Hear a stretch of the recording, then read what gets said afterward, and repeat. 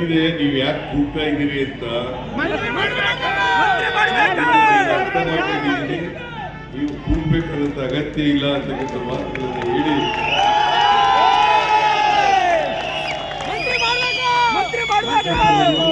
ನಾಯಕರು ಅವರನ್ನ ಯಾವತ್ತೂ ಕೂಡ ನಮ್ಮ ಪಕ್ಷ ಬಿಟ್ಟು ಕೊಡಲ್ಲ.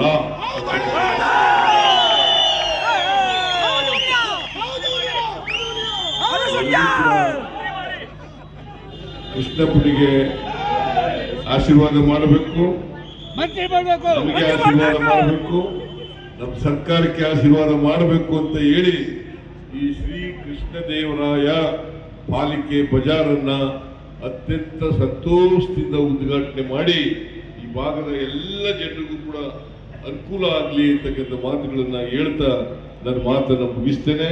ಜೈ ಹಿಂದ್, ಜೈ ಕರ್ನಾಟಕ.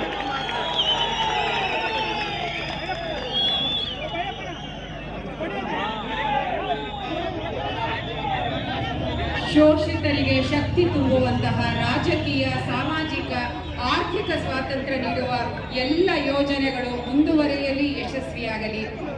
ಮಾತು ಅಂದ್ರೆ ಮಾತು, ನಡೆ ನುಡಿ ಅಂದ್ರೆ ನಡೆ ನುಡಿ. ಇದು ನಮ್ಮ ಸಿದ್ದರಾಮಯ್ಯನವರ ಗುಣ ಮತ್ತು ಅವರ ಬದ್ಧತೆ.